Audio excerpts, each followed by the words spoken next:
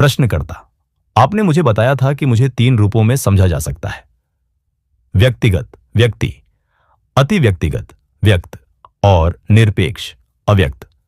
अव्यक्त शुद्ध, सार्वभौमिक और वास्तविक मैं है। व्यक्त उसी का चेतना में प्रतिबिंब है, बेआमी मैं हूं के रूप में। व्यक्ति शारीरिक और प्राणिक प्रक्रियाओं का समुच्चय है। वर्तमान क्षण की संकीर्ण सीमा के भीतर अति व्यक्तिगत सत्ता व्यक्ति को जानती है, स्थान और समय दोनों में, केवल एक व्यक्ति नहीं बल्कि कर्म के सूत्र में पिरोई हुई अनेक जन्मों की एक श्रृंखला को।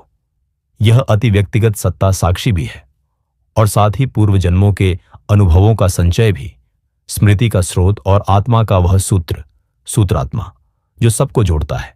यही मनुष्य का वह चरित्र है जिसे जीवन जन्म जन्मांतर में बनाता और ढालता है। अव्यक्त नाम रूप, चेतना और गुणों से परे है, शुद्ध होना मात्र। क्या मैंने आपकी बातों को सही समझा? महाराज, मानसिक स्तर पर हां, लेकिन मानसिक स्तर से परे वहां कोई भी शब्द लागू नहीं होता। प्रश्नकर्ता, मैं यह समझ सकता हूं कि व्यक्ति केवल स्मृतियों और आदतों का एक मानसिक गठन है, लेकिन वह सत्ता जिसके लिए यह सब घट रहा है, जो साक्षी है, क्या वह भी मानसिक ही है? महाराज, व्यक्ति को एक आधार चाहिए, एक शरीर जिससे वह अपने को जोड़ सके। जैसे किसी रंग को प्रकट होने के लिए सतह चाहिए होती है, लेकिन रंग देखने के लिए आंख चाहिए, और आंख तो एक ही होती है, चाहे रंग कितने भी हों। इसी तरह व्यक्ति उस प्रकाश की तरह है जो रंगों में भी है और देखने वाली आंख में भी। फिर भी वह सादा, अविभाज्य और केवल अपने प्रकट रूपों से ही जाना जा सकता है। वह ना भौतिक है, ना मानसिक, ना वस्तुनिष्ठ है, ना आत्मनिष्ठ। वही भौतिकता की जड़ है और चेतना का स्रोत भी। जीवन और मृत्यु से परे वही सर्व समावेशी और सर्वत्यागी जीवन है, जिसमें जन्म ही मृत्यु है और मृत्यु ही जन्म। प्रश्नकर्ता, आप जिस परम सत्ता या जीवन की बात करते हैं, क्या वह वास्तविक है या केवल एक सैद्धांतिक कल्पना? महाराज, दोनों। मन के लिए वह एक सिद्धांत है, अपने आप में वह शुद्ध यथार्थ है। वह यथार्थ है क्योंकि वह असत्य को पूर्ण रूप से अस्वीकार करता है। जैसे प्रकाश अपने आप में ही अंधकार को समाप्त कर देता है, वैसे ही यह परम सत्ता कल्पना को मिटा देती है। यह जान लेना कि सारा ज्ञान एक प्रकार की अज्ञानता है, यह भी यथार्थ की ही एक गति है। साक्षी कोई व्यक्ति नहीं है। व्यक्ति तब जन्म लेता है जब उसके लिए कोई आधार, एक शरीर मौजूद होता है। इसी शरीर में परम सत्ता जागरूकता के रूप में परावर्तित होती है। शुद्ध जागरूकता आत्म जागरूकता बनती है। जब स्व होता है तभी आत्म जागरूकता साक्षी होती है, और जब कोई स्व नहीं बचता तो कोई साक्षी भी नहीं रहती। सब कुछ बहुत सरल है, यह व्यक्ति ही है जो जटिलता लाता है। यदि यह देख लिया जाए कि कोई स्थायी स्वतंत्र व्यक्ति नहीं है तो सब स्पष्ट हो जाता है। जागरूकता, मन और पदार्थ, ये सब एक ही यथार्थ की विभिन्न अभिव्यक्तियां हैं, स्थिर और गतिशील रूपों में, और 3 गुणों के साथ, तमस, रजस और सत्व। प्रश्नकर्ता, पहले क्या आता है, चेतना या जागरूकता? महाराज, जब जागरूकता को कोई वस्तु मिलती है तभी वह चेतना बन जाती है। वस्तु हमेशा बदलती रहती है। चेतना में गति है, लेकिन जागरूकता अपने आप में स्थिर और कालातीत है, यहीं और अभी। प्रश्नकर्ता, इस समय पूर्वी पाकिस्तान में दुख और रक्तपात हो रहा है, आप इसे कैसे देखते हैं? आपको यह कैसा प्रतीत होता है? आपकी प्रतिक्रिया क्या है? महाराज, शुद्ध चेतना में कभी कुछ घटित नहीं होता। प्रश्नकर्ता, कृपया इन दार्शनिक ऊंचाइयों से नीचे आइए। एक पीड़ित व्यक्ति के लिए यह कहना कि सिर्फ वही अपनी पीड़ा को जानता है, क्या उपयोगी है? हर चीज को माया कह देना तो घाव पर नमक छिड़कने जैसा है। पूर्वी पाकिस्तान के बंगाली और उसकी पीड़ा, ये दोनों यथार्थ हैं। कृपया इन्हें विश्लेषण करके गायब मत कीजिए। आप अखबार पढ़ते हैं, लोगों को बात करते सुनते हैं, आप अज्ञान का बहाना नहीं बना सकते। अब बताइए, आपके लिए इसका क्या अर्थ है? महाराज, कोई विशेष दृष्टिकोण नहीं, कुछ भी नहीं हो रहा है। प्रश्नकर्ता, किसी भी दिन आपके सामने दंगा हो सकता है, शायद लोग एक दूसरे को मार रहे हों, क्या तब भी आप कहेंगे कि कुछ नहीं हो रहा है और अलग बैठे रहेंगे? महाराज, मैंने कभी यह नहीं कहा कि अलग बैठना चाहिए। आप मुझे झगड़े में कूदते हुए देख सकते हैं, किसी को बचाने के लिए, और शायद मारा भी जाऊं, फिर भी मेरे लिए कुछ नहीं हुआ। कल्पना करो कि कोई विशाल इमारत ढह जाती है, कुछ कमरे टूट जाते हैं, कुछ बचे रहते हैं, लेकिन क्या आप यह कह सकते हैं कि अंतरिक्ष टूट गया है? नहीं, केवल संरचना प्रभावित हुई है और वे लोग जो उसमें रहते थे। अंतरिक्ष को कुछ नहीं हुआ। इसी तरह जब रूप टूटते हैं और नाम मिटते हैं, जीवन को कुछ नहीं होता। सोने का कारीगर पुराने गहनों को पिघलाकर नए बनाता है। कभी कभी अच्छे टुकड़े भी बुरे के साथ गल जाते हैं। वह इसे सहज रूप से स्वीकार करता है, क्योंकि वह जानता है कि सोना कभी नष्ट नहीं होता। प्रश्नकर्ता पूछते हैं, आपने कहा था कि मुझे 3 रूपों में समझा जा सकता है, व्यक्ति, व्यक्ति, व्यक्त, चेतना में मैं हूं के रूप में प्रतिबिंब, और अव्यक्त, शुद्ध सार्वभौमिक मैं जो चेतना और रूप से परे है। अव्यक्त ही वास्तविक और शुद्ध मैं है। व्यक्त उसका चेतन प्रतिबिंब है, और व्यक्ति शरीर और जीवन प्रक्रियाओं की कुल संहिता है। वर्तमान क्षण की सीमाओं में व्यक्त तत्व ही व्यक्ति को देख रहा होता है। समय और स्थान में वह केवल एक व्यक्ति नहीं, बल्कि कर्म की डोर में बंधे व्यक्तियों की श्रृंखला को देखता है। यही साक्षी है, स्मृति का भंडार है, और जीवन की विभिन्न जन्मों में संचित चरित्र का स्रोत भी। और वह अव्यक्त, नाम और रूप से परे, शुद्ध और अचेतन सत्ता। क्या मैंने आपकी बात ठीक से समझी? महाराज कहते हैं, मनोवैज्ञानिक स्तर पर हां, आपकी समझ सही है, लेकिन मन से परे इन बातों पर कोई शब्द लागू नहीं होता। प्रश्नकर्ता, मैं समझता हूं कि व्यक्ति एक मानसिक संरचना है, स्मृतियों और आदतों का समुच्चय, परंतु जिस पर व्यक्ति घटित होता है, जो उसे देखता है, वह केंद्र, क्या वह भी मानसिक है? महाराज, व्यक्ति को टिकने के लिए एक आधार चाहिए, जैसे रंग को प्रकट होने के लिए कोई सतह चाहिए। रंग कोई भी हो, देखने की प्रक्रिया एक ही रहती है। आंख एक है, रंग अनेक। इसी तरह व्यक्ति तो सतह पर झलकने वाली रोशनी की तरह है, लेकिन देखने वाला, वह साक्षी, नितांत सरल, अविभाज्य और रूपातीत है। न तो भौतिक है, न मानसिक, न वस्तुपरक, न ही व्यक्तिपरक। वही चेतना का स्रोत है, वही भौतिकता की जड़। यह जीवन से भी परे है। जन्म और मृत्यु उसी में आते जाते हैं। यह सर्वसमावेशी और सर्वत्यागी जीवन है। प्रश्नकर्ता, आप जिस परम सत्ता या जीवन की बात कर रहे हैं, क्या वह वास्तविक है या बस अज्ञान को ढकने के लिए एक कल्पना? महाराज, मन के लिए यह एक सिद्धांत है। स्वयं में यह सच्चाई है। जब झूठ का संपूर्ण निषेध होता है, तो वही परम वास्तविकता प्रकट होती है। जैसे प्रकाश के आने से अंधकार स्वयं ही मिट जाता है, वैसे ही यह सत्य कल्पना को मिटा देता है।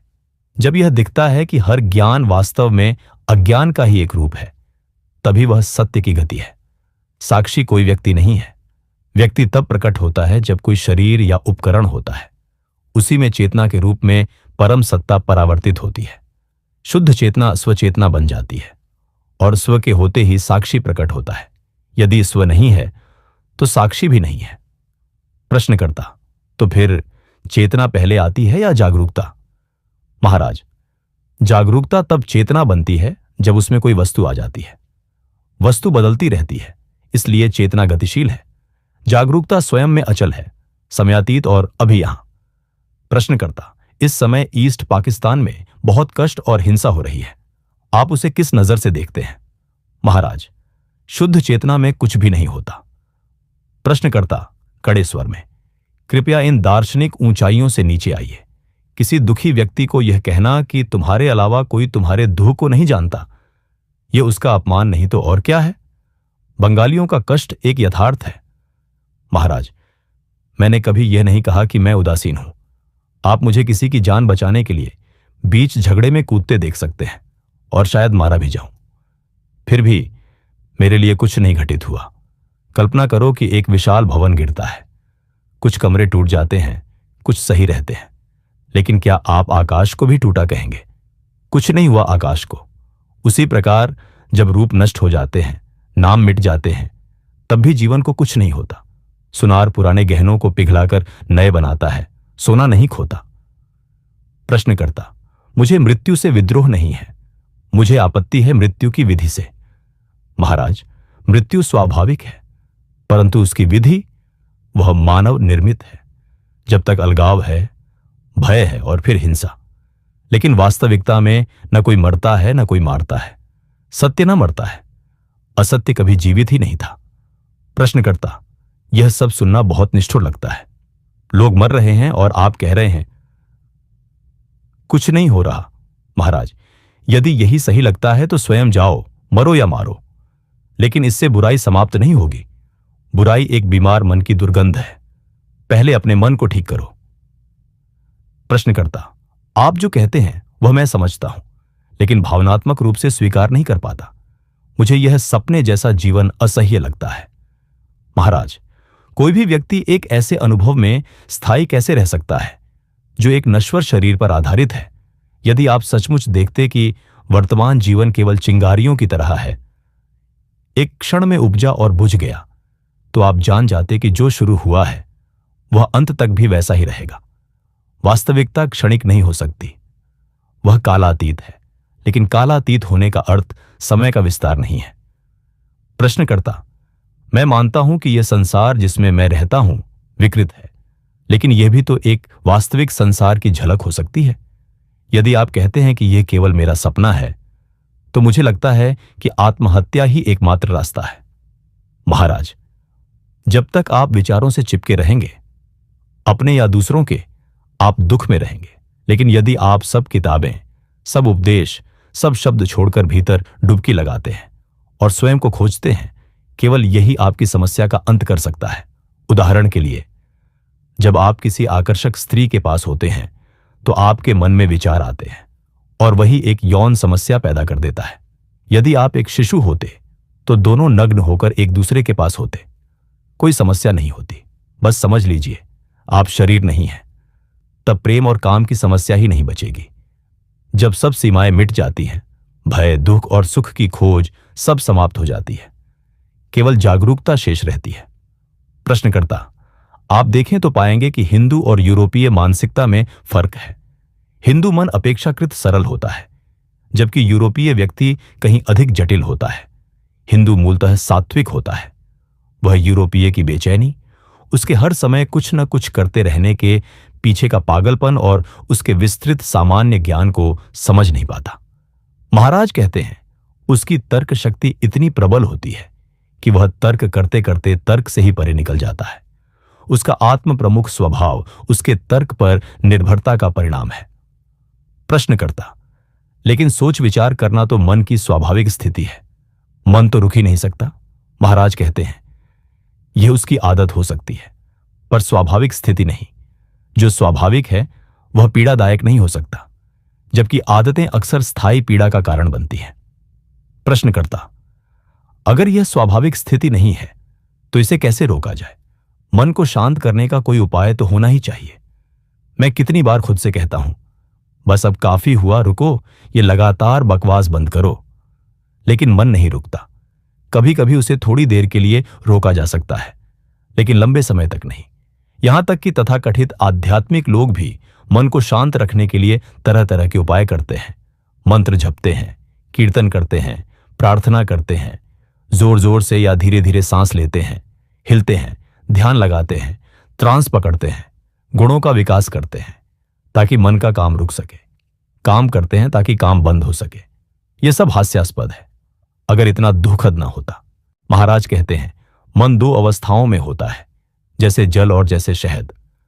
जल जरा सी हलचल से कांप उठता है, लेकिन शहद चाहे जितना भी हिलाया जाए जल्दी ही शांत हो जाता है। प्रश्नकर्ता, लेकिन मन तो स्वभाव से ही चंचल है। शायद कुछ समय के लिए शांत किया जा सकता है, लेकिन वह स्वाभाविक रूप से शांत नहीं होता। महाराज कहते हैं, जैसे किसी को लगातार बुखार रहता है और वह हर समय कांपता रहता है, वैसे ही है ये। मन की यह अस्थिरता इच्छाओं और भय की उपज है। जब मन इन नकारात्मक भावनाओं से मुक्त होता है तो वह अपने आप शांत हो जाता है। प्रश्नकर्ता, लेकिन बच्चे को भी नकारात्मक भावनाओं से नहीं बचाया जा सकता। जन्म लेते ही वह पीड़ा और भय सीखता है। भूख एक क्रूर शिक्षक है जो निर्भरता और घृणा सिखाता है। बच्चा मां को इसलिए चाहता है क्योंकि वह उसे भोजन देती है, और उससे नफरत भी करता है क्योंकि वह समय पर दूध नहीं देती। हमारा अचेतन मन द्वंद्वों से भरा होता है, जो चेतन मन में रिश्ता रहता है। हम एक ज्वालामुखी पर जीते हैं, हर समय खतरे में। मैं मानता हूं कि शांत चित्त लोगों की संगति बहुत सुखद होती है, लेकिन जैसे ही उनसे दूर होता हूं, पुरानी समस्याएं लौट आती हैं। यही कारण है कि मैं समय समय पर भारत आता हूं, अपने गुरु की संगति पाने।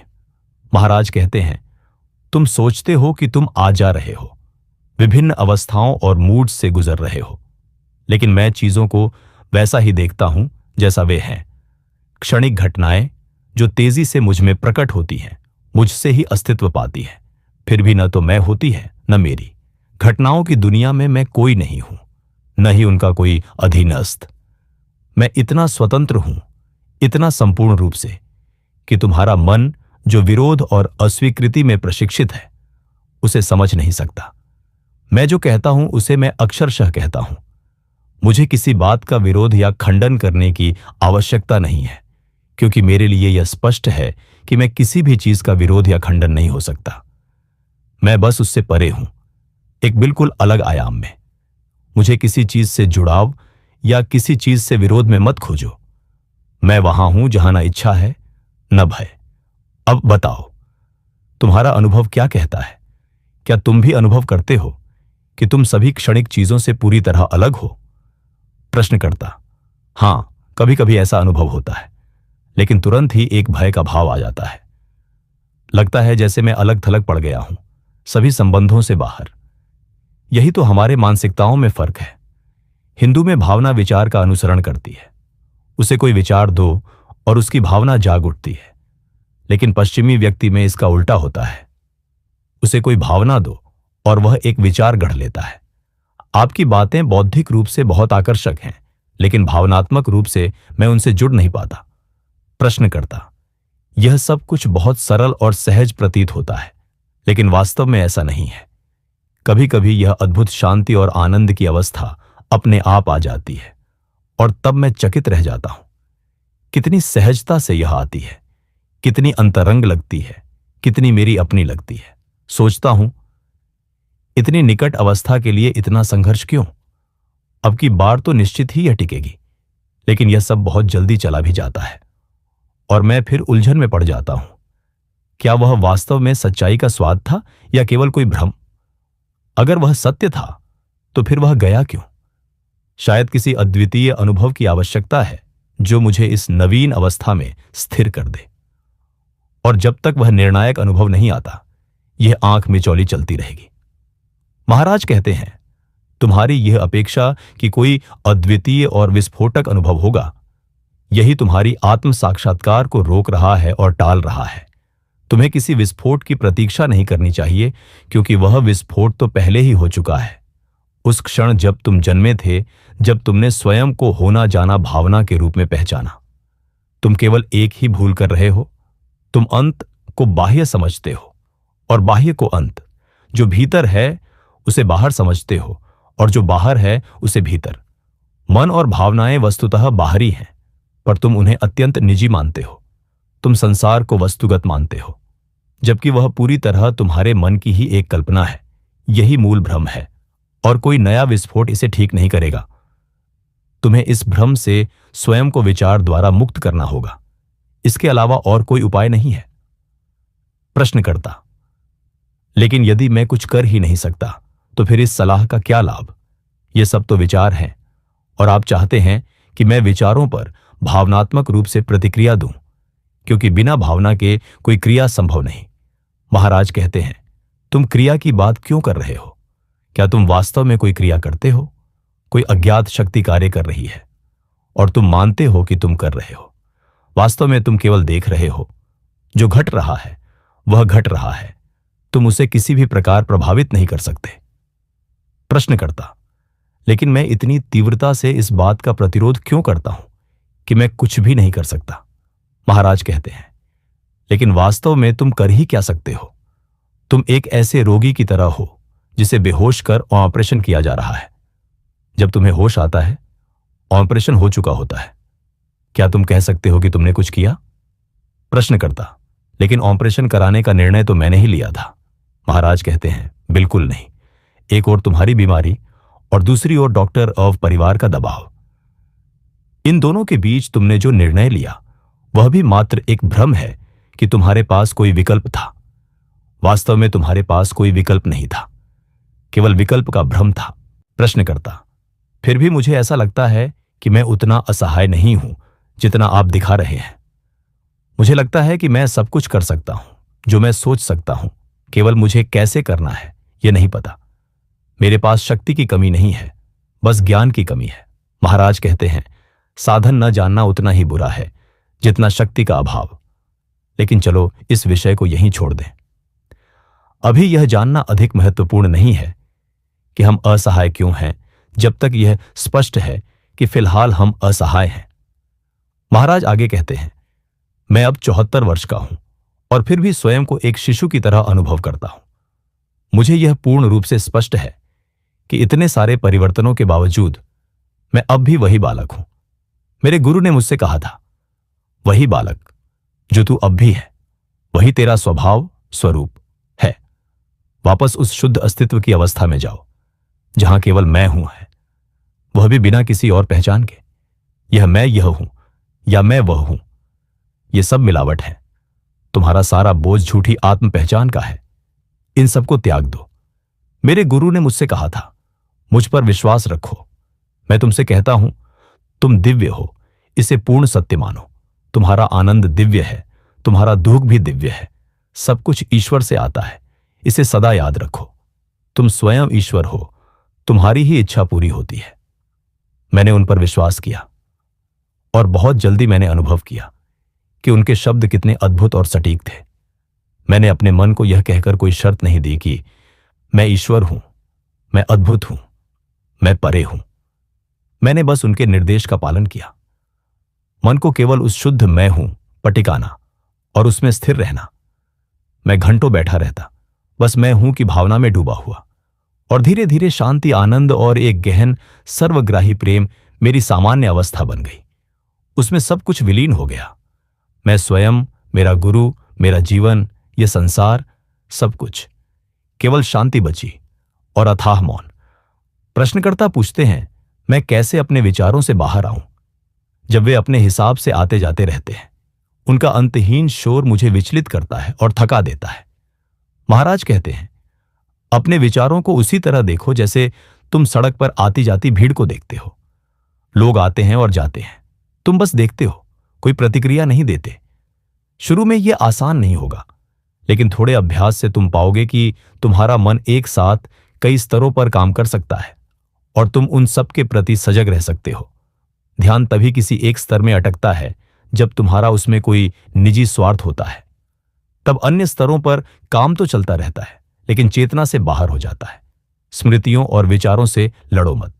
बस इतना करो कि ध्यान को उन अधिक महत्वपूर्ण प्रश्नों की ओर मोड़ो, जैसे कि मैं कौन हूं, मैं जन्मा कैसे, यह सृष्टि कहां से आई, क्या सत्य है और क्या क्षणिक। कोई स्मृति तब तक बनी रहती है जब तक तुम्हारी उसमें रुचि होती है। बंधन का कारण तुम्हारा भावनात्मक जुड़ाव है। तुम हमेशा सुख की तलाश में रहते हो, दुख से बचते हो, शांति और आनंद चाहते हो। क्या तुम नहीं देखते कि यही तलाश तुम्हें दुखी बनाती है? एक और तरीका आजमाओ। दुख और सुख दोनों के प्रति तटस्थ हो जाओ। न कुछ मांगो, न कुछ ठुकराओ।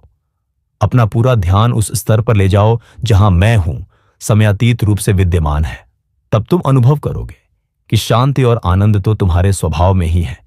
उन्हें खोजते रहना ही अशांति लाता है। तलाश छोड़ दो, बस अशांति से बचो। खोज की जरूरत नहीं है, क्योंकि जो तुम्हारे पास है उसे कोई खोजता नहीं। तुम स्वयं ही ईश्वर हो, परम सत्य हो। शुरुआत के लिए मुझ पर विश्वास करो। यह पहला कदम उठाने में सहायता करेगा और फिर तुम्हारा अनुभव स्वयं उस विश्वास को सिद्ध कर देगा। जीवन के हर क्षेत्र में शुरू में विश्वास जरूरी होता है। बिना विश्वास के कुछ भी नहीं होता। तुम अपनी रोज की रोटी भी विश्वास से खाते हो। मैं जो कह रहा हूं उसे याद रखते हुए तुम सब कुछ प्राप्त कर लोगे। मैं फिर कहता हूं, तुम सर्वव्यापी, सर्वोत्कृष्ट वास्तविकता हो। इसके अनुसार व्यवहार करो। अपने विचारों, भावनाओं और कर्मों को संपूर्णता और सत्य के अनुरूप ढालो। तब तुम्हें स्वयं अनुभव होगा कि मैं जो कह रहा हूं वह पूर्ण सत्य है। इसके लिए किसी विशेष प्रयास की जरूरत नहीं है। सिर्फ विश्वास रखो और उसके अनुसार चलो। ध्यान दो कि मैं तुमसे कुछ नहीं चाहता। मैं यह तुम्हारे ही हित के लिए कह रहा हूं, क्योंकि अंततः तुम स्वयं से प्रेम करते हो। तुम चाहते हो कि तुम सुरक्षित और सुखी रहो।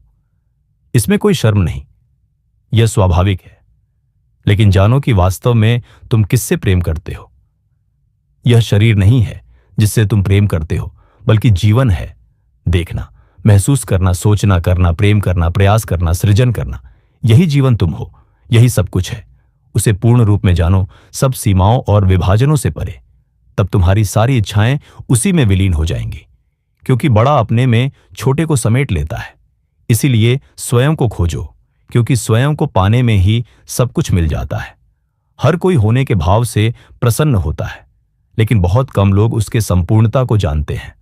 उसे जानने का मार्ग है अपने मन में मैं हूं, मैं जानता हूं, मैं प्रेम करता हूं। इन पर ध्यान देना, इस इरादे के साथ कि इन शब्दों के सबसे गहरे अर्थ को अनुभव कर सकें।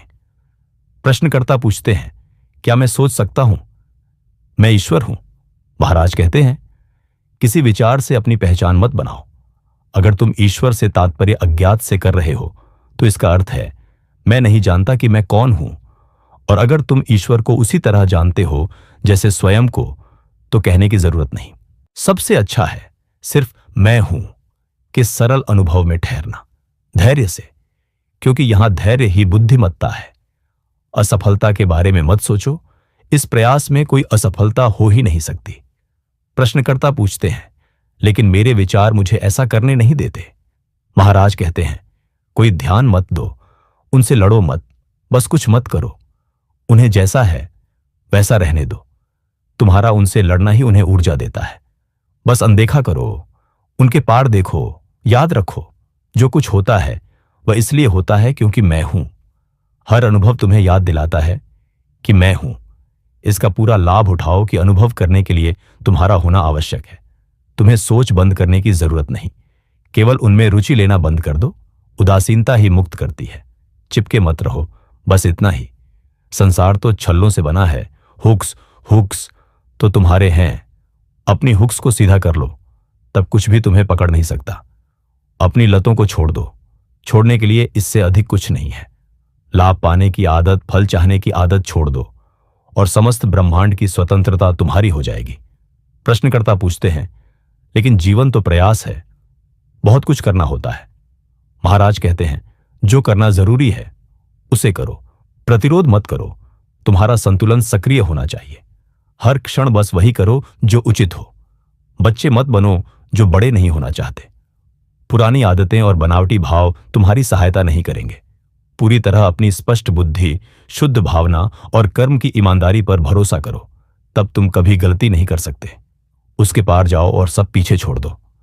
प्रश्नकर्ता पूछते हैं, लेकिन क्या कुछ भी स्थायी रूप से छोड़ा जा सकता है? महाराज कहते हैं, तुम चाहते हो कोई ऐसी स्थिति जो हर समय बनी रहे, एक निरंतर परमानंद की स्थिति।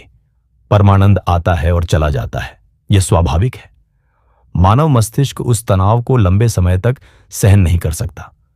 प्रकृति में कुछ भी स्थिर नहीं है, सब कुछ धड़कता है, आता जाता है। हृदय, सांस, पाचन, नींद और जागृति, जन्म और मृत्यु, सब कुछ तरंगों में आता है। इस जीवन के स्वरूप से विद्रोह का कोई लाभ नहीं। अगर तुम अविनाशी को खोजना चाहते हो तो अनुभव से भी परे जाओ। जब मैं कहता हूं सदैव मैं हूं को याद करो, तो मेरा मतलब है बार बार उसमें लौट आओ। मन की स्वाभाविक स्थिति कोई विचार नहीं हो सकता, केवल मौन हो सकता है। विचार नहीं, बल्कि मौन स्वयं। जब मन अपनी स्वाभाविक स्थिति में होता है तो हर अनुभव के बाद स्वतः मौन में लौट आता है, या यूं कहो कि हर अनुभव मौन की पृष्ठभूमि पर ही घटित होता है। अब जो कुछ तुमने यहां सीखा है वह बीज बन गया है। तुम उसे भूल भी जाओगे, पर वह जीवित रहेगा और समय आने पर अंकुरित होगा, फूल देगा, फल देगा, सब कुछ स्वयं घटेगा। तुम्हें कुछ भी करने की आवश्यकता नहीं, बस बाधा मत बनो।